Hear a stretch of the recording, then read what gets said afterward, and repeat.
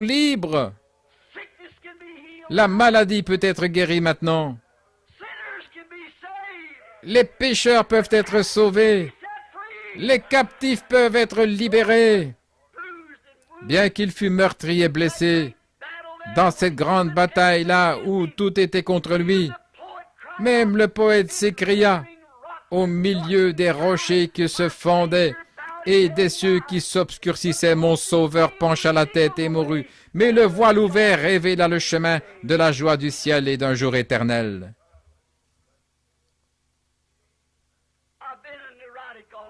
Toute ma vie, j'ai été un névropathe, névrosé. Petit garçon, j'étais frappé d'un mal qui m'a effrayé. Cela m'arrivait à peu près tous les 7 ans. Frère Jack se souvient lorsque j'ai débuté que j'avais quitté le champ missionnaire pour une année, car quelque chose venait d'arriver. Je me souviens du jour où Juanita Hemphill, je pense que son nom est Juanita Kelly, maintenant elle a épousé Frère Kelly, après la mort de son mari. Anna Jean, j'ai leurs photos, et ainsi de suite. Ces 2 sœurs et sœur Moore formaient un petit trio. Elles chantaient ce chant que je n'ai jamais oublié, regardant au-delà du soleil couchant. Frère Jack, vous vous souvenez, je pense, en venant de la Floride. Quelle jeune fille remarquable. Je me souviens que ce matin-là, un petit groupe pentecôtiste d'ici, au nord du pays, quelque part dans le Michigan, ces jeunes filles se tenaient là debout. Quand frère Hooper, je l'ai vu ici l'autre soir, il se peut qu'il ne soit pas ici en ce moment. Frère Ed Hooper, êtes-vous ici, frère Ed? Je ne pense pas. Il était assis ici l'autre soir. Beaucoup parmi vous le connaissent. Lui, frère Houlé et moi, nous partions et ces jeunes filles qui se tenaient là au coin chantant remirent à chacun de nous une rose jaune qu'elles détachèrent de leurs cheveux. C'est là où ce maniaque avait été guéri. De grandes choses s'étaient produites. Comme je venais sur la route, étant tout ce qu'il y a de plus heureux, cela me frappa soudain. 1 an s'écoula avant que je n'entre à nouveau dans le champ missionnaire. Tellement ça m'avait mis à plat. Depuis mon enfance, je disais toujours, je ne savais pas que c'était une vision. Je disais toujours, si seulement j'entrais dans l'une de ces transes et que cela m'amène à la guérison. Je désirais toujours aller chez Mayo pour savoir ce qui n'allait pas. Les médecins là-bas. J'ai des aigreurs d'estomac et oh là là, frère Jack m'a aidé dans différents travaux à la maison. Je faisais quelque part l'entour et voilà qu'une espèce de liquide chaud et visqueux me sortait de la bouche. Puis je montais en chair et je priais pour des gens qui étaient 2 fois plus malades et ils étaient guéris. Je leur ai fait poser mes mains sur un homme qui avait un cancer au visage et le cancer a disparu alors qu'il se tenait là.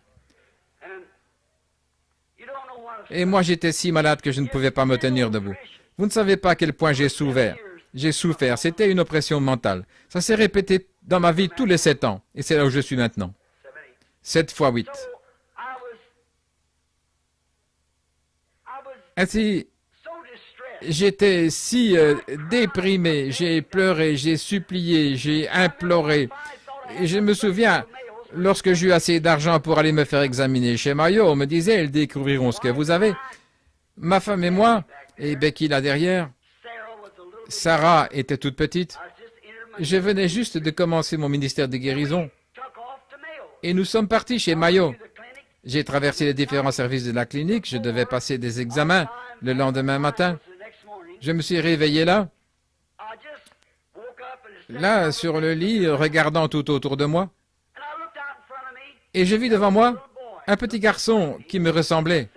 Il avait environ 7 ans. Je l'ai regardé et c'était bien moi. Et il se tenait près d'une vieille souche.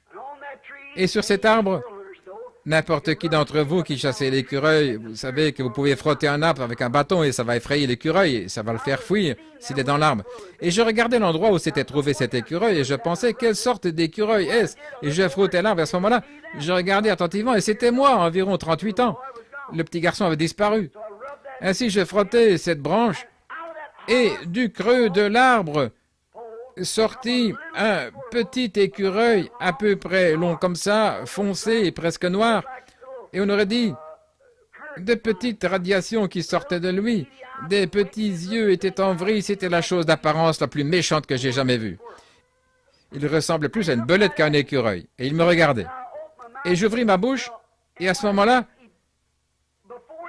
et avant même un battement de paupières, d'un seul bond, il entra dans ma bouche et descendit dans mon estomac, me mettant en pièces. Et comme je sortais de la vision, avec les mains en l'air, les yeux ouverts, je me mis à crier « Oh Dieu, aie pitié! C'est en train de me tuer !» J'entendis une voix tout au fond de la chambre qui disait « Souviens-toi, cela ne fait que 15 cm de long. » Combien ont entendu cette histoire? Je vous l'ai racontée bien des fois.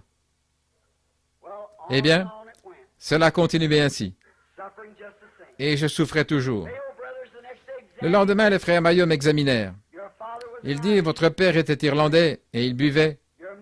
Votre mère étant mi-indienne, cela fait presque de vous un métis. Ainsi, vous avez les nerfs en si mauvais état que vous n'en sortirez jamais. Autrement dit-il, vous êtes en bonne santé. Mais ça, c'est quelque chose dans l'âme que l'homme ne peut pas contrôler. Il ajouta, il dit, lorsqu'un homme meurt, nous ne pouvons pas analyser cela, car son âme est partie. Eh bien, dit-il, vous n'en guérirez jamais. Et cet homme dit, mon vieux docteur dit, mon père avait cela, il est mort à environ 85 ans ou 90. Un mois ou deux avant qu'il meure, je l'ai examiné, et il a eu cela toute sa vie, dit-il. Ces périodes. Certaines personnes ont ça, un tempérament colérique, c'est la sorte qui vous tuerait. Ceux de l'autre catégorie sont comme les femmes dans leur ménopause, et ils pleurent. Dans votre cas, c'est une espèce de sentiment de lassitude. Les gens autrefois disaient qu'ils avaient le cafard, cela ne les quittait pas. Il dit encore, quand ça vous frappe, vous attrapez des aigreurs d'estomac, vous êtes mal en point. Mais monsieur, je ne fais rien du tout, je suis heureux. Il dit, c'est juste, cela sort simplement du sac à surprise humain. Il dit, vous aurez toujours cela. Oh, comme c'est décourageant. Mais ces paroles, souviens-toi, cela a seulement 15 cm de long. Ça me poursuivait. Et comme ma chère épouse là peut vous le dire, année après année, j'y ai pensé.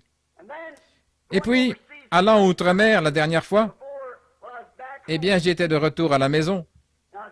J'étais à une partie de chasse à l'écureuil, j'ai sauté hors de la voiture avec frère Bankswood qui est à l'écoute ce soir, et je me suis mis à gravir la colline en courant, et c'est comme si mon cœur allait sortir de ma poitrine. J'ai posé la question au docteur Samader, je lui ai dit, quelle en est la cause? Il m'a répondu, la prochaine fois que ça vous arrivera, passez un cardiogramme. J'ai dit, très bien, et quand ça s'est répété l'année suivante, je suis donc allé passer un cardiogramme. Il a dit, il n'y a rien qui n'aille pas avec votre cœur, vous êtes simplement nerveux. Alors cela a commencé à se manifester. Eh bien, un autre médecin de mes bons amis m'a dit, c'est ton cœur, mon gars, tu ferais bien d'être prudent. C'est l'année où j'ai appelé frère Moore et il a trouvé quelqu'un pour prêcher à ma place quand je suis parti à cette chasse aux mouflons là avec frère Fred. J'escaladais les montagnes comme lorsque j'avais 16 ans, kilomètre après kilomètre, et ça ne me gênait pas. Et je suis revenu en parler à Sam et il a dit, eh bien, il y a quelque chose qui ne tourne pas rond. Il vaudrait mieux faire attention. Puis j'ai eu la vision d'un vieux médecin, un médecin à l'ancienne mode avec son stéthoscope. Un jour, il s'est tenu devant moi et m'a dit, ne les laisse pas te dire que c'est ton cœur, c'est ton estomac. Ainsi j'ai pensé, eh bien, je vais simplement croire cette parole car c'était une vision. Continuons donc, je me suis préparé à partir en Afrique et j'ai commencé les vaccins. Je devais recevoir une série de piqûres avant d'aller en Afrique, c'est la loi. Ainsi, pendant ces piqûres, il m'a dit, eh bien, je ne peux rien trouver d'anormal.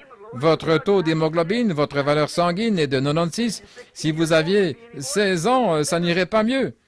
Et il a ajouté, votre cœur est assez fort pour battre pendant 100 ans. Les poumons et tout, vous êtes en bonne santé, pas de sucre, rien. Je lui ai dit merci. J'ai donc passé un examen pour apporter ensuite mon certificat médical au bureau. Alors, il m'a dit, que pouvez-vous me dire? J'ai répondu rien, si ce n'est que j'ai constamment des aigreurs d'estomac. Eh bien, il dit, je vais vous le dire. J'ai dit, oh, on m'a examiné, je suis allé chez les frères Mayo et partout. Il a dit, attendez une minute. Parfois, un ulcère est si petit que ce liquide ne le montre pas. Et parfois, c'est trop gros pour le déceler, car une radio n'est qu'une ombre. Un petit ulcère, vous ne pouvez pas le voir, ça peut être des érosions gastriques, il a ajouté. Je connais un médecin ici, un vieux médecin ici, qui a un instrument, ils peuvent vous endormir avec du pain total, ils vous intubent pour voir dans votre estomac ce qui ne va pas. Il a dit, c'est un homme comme vous, c'est un chrétien. Pourquoi n'allez-vous pas le voir? J'ai noté son nom, Dr. Van Ravensworth. Ainsi, à mon retour, je suis allé voir ce vieux médecin. Oh, c'est un vieillard remarquable d'une grande famille de missionnaires des Indes néerlandaises. Il avait entendu parler de moi, lu mon livre. Il m'a serré la main. Il a dit, Frère Branham, ça me ferait plaisir de faire ça pour vous. Je vais vous dire ce qu'il faut faire. La semaine prochaine, vous faites un saut ici à l'hôpital. Téléphonez-moi avant de partir. Je dois vous donner une petite piqûre de pain total. Cela vous fera dormir pendant 5 minutes. Ma petite fille venait juste d'en recevoir une pour l'extraction d'une dent, ainsi que la fillette de Frère Norman. J'ai pensé, un petit somme de 5 minutes, ça me fera pas de mal. Je pensais être enfin satisfait de pouvoir regarder ça. Puis le lendemain matin, me redressant dans mon lit, j'ai jeté un coup d'œil dans le lit jumeau. Ma femme qui était là, elle ne s'était pas encore réveillée, et je regardais par la fenêtre vers les grandes montagnes Catalina, là où j'habite, là où l'ange du Seigneur avait mis cette épée dans ma main, là où les 7 anges que vous voyez sur la photo étaient apparus et où de grandes choses s'étaient produites. Quand j'ai regardé, comme j'étais en train de regarder, voici que je me tenais à nouveau près de cet arbre, à l'endroit même où se trouvait cet écureuil. J'ai levé les yeux et j'ai pensé, voilà le repère de cet écureuil. Et dans la vision, j'ai pensé, je me demande s'il est toujours là. J'ai gratté le tronc de l'arbre et voilà qu'il est sorti. Et avant même que je puisse battre des paupières, c'était l'écureuil le plus bizarre que j'ai jamais vu. Et maintenant, il vous faut connaître mon ministère pour connaître ces symboles et ces choses. Il a sauté sur moi, mais il m'a raté. Il a raté ma bouche, il a heurté ma poitrine et est retombé. Et aussitôt que j'ai entendu, quelque chose me dit, va dans les montagnes Catalina. Je me suis alors retourné et j'ai dit, Maida, es-tu réveillée, chérie? Je l'ai réveillée. Elle a dit, qu'est-ce qui ne va pas? Il était environ 5 heures du matin. J'ai dit, je regardais par ici et j'ai revu cet écureuil, chérie. Quel écureuil? J'ai dit, celui que j'ai vu là-bas chez Mayo. Tu sais quoi? Il a raté ma bouche cette fois-ci, sans m'atteindre. Il a glissé sur ma poitrine. J'ai dit, Dieu soit loué. J'ai attendu depuis mon enfance. J'ai désiré voir cela arriver. Si jamais je pouvais voir cela arriver, avant même que je sache que c'était une vision, je me disais que si je pouvais voir cela arriver, alors tout irait bien pour moi. Quoi que cela me dirait, c'est ce que je serais. Pendant 40 ans, j'ai attendu ça. Et voilà que c'est arrivé. Auparavant, quand j'étais chez Mayo, pendant que j'étais là, lorsqu'ils m'ont donné ce message et que j'ai eu la vision, ma vieille mère s'en est allée pour la gloire maintenant. C'était une femme très étrange. Elle a eu environ 3 ou 4 songes durant sa vie et ils étaient toujours vrais. Elle me racontait. Elle commençait à me raconter et je lui disais, arrête-toi juste ici, maman, je vais te raconter le reste. Voyez-vous? Parce que toutes les fois que vous me donnez un songe à interpréter, vous ne me le racontez pas toujours de façon exacte. Alors, lorsque je le revois, je vois exactement ce que je vous avais rêvé. Puis il me dit ce que c'est. Voyez-vous? Vous n'avez pas besoin de me raconter le songe. Il me le montre lui-même. Alors je vois la chose et je dis, eh bien, vous ne m'avez pas dit ceci et cela. Ainsi, le Dieu qui peut interpréter un songe peut montrer un songe. Il peut en montrer un et l'interpréter. Eh bien, n'y avait-il pas quelque chose comme ça dans la Bible? Ça me vient à l'esprit. Daniel, n'est-ce pas? Non, Joseph. Joseph. Eh bien, c'est quelque part dans la Bible. Je m'en souviens à présent. Si vous pouvez me montrer... Oh, c'est le roi Nebuchadnezzar, c'est juste. Si vous pouvez, au magicien, racontez-moi le songe. La chose m'a échappé. C'est juste, je me souviens de cela. Je viens juste d'y penser. Maintenant, remarquez.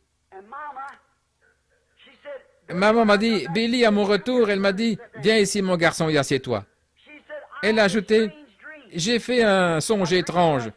J'ai rêvé que je te voyais alité sur le point de mourir à cause de ton estomac, comme d'habitude. Combien de plats diététiques ne m'a-t-elle pas préparé? Elle m'a dit, tu bâtissais une maison sur une colline. Et j'ai vu 6 colombes blanches descendre du ciel, formant la lettre S. Elles roucoulaient et elles se sont posées sur ta poitrine. Tu regardais, et celle qui se trouvait en tête essayait de te dire quelque chose. Elle a dit c'était des colombes blanches, d'un blanc très brillant. Et elles appuyaient leur tête contre tes joues et faisaient cou, cou, cou. Elle dit je ne comprenais pas. Elle continuait sans cesse à roucouler. J'ai dit, oh, je le vois, gloire au Seigneur. Elle a ajouté, elles ont formé à nouveau la lettre S et elles sont remontées dans le ciel en faisant cou, cou, cou, en rentrant à la maison. Eh bien, le petit animal que j'avais vu avait 15 cm de long. Ma mère avait vu 6 colombes. 6, c'est incomplet.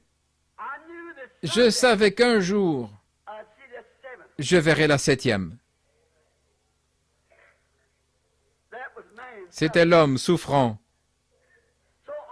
Cela a donc continué un bon bout de temps. Ce matin-là, après avoir eu cette vision, je me suis levé. J'ai obéi au Seigneur. J'ai mené Joseph, mon petit garçon, à l'école. Il m'écoute en ce moment à Tucson. Je l'ai mené à l'école et j'ai dit à Méda que je ne savais pas quand je serais de retour. Je suis donc parti au pied des Catalina. Là, je suis monté à l'endroit où l'ange du Seigneur avait placé l'épée dans ma main. C'était de très bonne heure quand j'ai commencé à gravir la montagne. Eh bien, au lieu de prendre cette direction pour aller vers les sommets, où il y a beaucoup de serpents et de scorpions, comme vous savez en Arizona, j'ai tourné à ma droite. Quelque chose m'a dit, tourne à droite. Je suis allé tout là-haut vers les sommets, en contournant ces gigantesques rochers qui sont bien des fois plus gros que le tabernacle, entassés là sur ces sommets qu'une personne pourrait rarement atteindre. Puis vers 11 heures, je suis arrivé à un endroit formant un coude comme ceci, le long d'une piste de serre. J'avais enlevé ma chemise et tenais mon chapeau à la main, car j'étais en nage. Donc je me suis avancé là. En entrant dans cette petite gorge, j'ai senti la présence du Seigneur. J'ai ôté mon chapeau et j'ai regardé autour de moi. J'ai pensé, il est ici quelque part. Je sais qu'il est ici. J'ai pensé, qu'est-ce que c'est? J'ai fait encore quelques pas. J'ai dit, Seigneur, tu es ici quelque part. Et j'ai vu, gisant là, sur le sentier, ce petit écureuil. Il avait sauté sur quelque chose, il avait raté. Il avait atterri sur un bouquet de choya, des cactus, là. Et il lui avait perforé la tête, la poitrine, l'estomac, et il était mort. Ce petit écureuil bizarre avait raté ma bouche et atterri sur ce choya.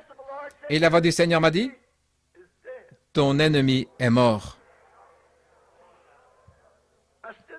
Je me suis tenu là tremblant. Habituellement, les corbeaux l'auraient dévoré. J'ai tué un serpent quelques jours plus tard. Il est resté là sur la route environ une demi-heure. Il y a toujours des aigles et des corbeaux qui passent par là et ils le ramasseront immédiatement. J'ai tué un serpent corail, c'est le serpent le plus dangereux que nous ayons. Là, il était juste couché à côté de moi. Et c'était quelques jours après ça. Je suis revenu ensuite sur mes pas pour le ramasser afin de le montrer.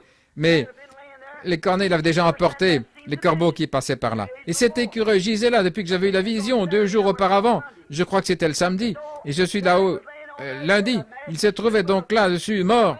Je l'ai écrasé du pied. Je suis revenu en arrière, je me suis assis pendant un moment, j'ai pleuré, j'ai prié, regardant vers Tucson à des kilomètres. Faisant demi-tour, j'ai vu qu'il était toujours là. Lorsque je suis entré dans cette gorge, l'Esprit du Seigneur est venu de nouveau sur moi. J'ai continué à me promener, je suis descendu de la montagne. En rentrant, j'ai dit à ma femme, chérie, je ne sais pas comment, mais je vais en guérir.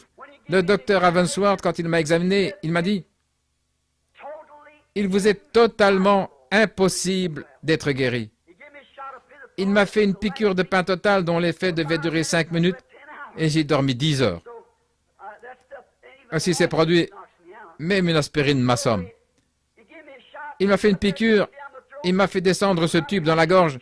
Quand je suis revenu à moi, il m'a dit le lendemain, « Révérend, je suis désolé de vous dire ceci, mais les parois de votre estomac sont tellement dures, elles sont desséchées. Je n'ai jamais vu cela. » Il employa le nom de gastrite. Je suis allé voir le dictionnaire, ça signifie quelque chose qui est desséché. Et il a dit, « Vous ne pouvez pas en guérir. » Il a ajouté, « Vous aurez toujours cela. » Et j'aurais été un homme bien découragé sans la vision du Seigneur. Et le lendemain, quelque chose m'a dit, « Retourne à la montagne. » Ce jour-là, au lieu d'aller d'un côté, j'ai été conduit à aller de l'autre côté. Et tandis que je me tenais là, voici que j'ai aperçu en face de moi cette septième petite colombe blanche qui me regardait. Je me suis frotté les yeux en me disant, c'est sûrement une vision. Sûrement. J'ai regardé et j'ai dit, petite colombe, d'où viens-tu? Elle était si jolie et toute blanche. Ça aurait pu être un pigeon. Mais quoi qu'il s'en soit, si loin dans le désert, le Dieu Tout-Puissant qui a ressuscité Jésus-Christ d'entre les morts, dont je suis le serviteur, et dont la parole se trouve ouverte ici devant moi, c'est que je dis la vérité, je ne mens pas. La colombe se trouvait là, en train de me regarder. J'ai fait quelques pas en pensant, sûrement c'est une vision. J'ai tourné la tête, regardé à nouveau et elle se tenait là, ses petites ailes blanches, aussi blanches que la neige, ses petites pattes et son petit bec jaune. Elle était posée là et me regardait. Elle fixait son regard sur l'ouest. Je l'ai contournée comme ceci, ne voulant pas la toucher. J'ai continué à marcher sur le sentier, tout en regardant en arrière, et elle était toujours là à me regarder. Frère, en tant que fils d'Abraham, je ne prends pas en considération ce que le médecin m'a dit. Je vais être guéri de toute façon. Le troisième jour, j'y suis retourné. J'ai grimpé très haut. Beaucoup parmi vous connaissent la vision du chef indien chevauchant sur cette petite muraille vers l'ouest. Quelque chose m'a attiré vers un gros rocher aux environs de midi et m'a dit « Appuie tes mains contre cela et prie. Dieu au ciel sait que ceci est vrai. » J'ai appuyé mes mains contre le rocher, levé les yeux vers le ciel, et j'ai entendu une voix qui sortait du sommet des rochers disant « Sur quoi es-tu en train d'appuyer ton cœur ?» Et je me suis redressé comme ceci, les épaules nues, le torse nu, j'avais chaud. J'ai regardé derrière moi, et là, dans le quartz, dans la pierre, aigle blanc, White Eagle. C'est exactement ce que viendrait, d'après la vision, le prochain message. J'étais si excité que j'ai couru à la maison. J'ai pris un appareil photo, je suis revenu le lendemain et j'ai pris une photo. C'était toujours là, écrit, là, dans le roc, White Eagle, aigle blanc. La colombe conduisant l'aigle.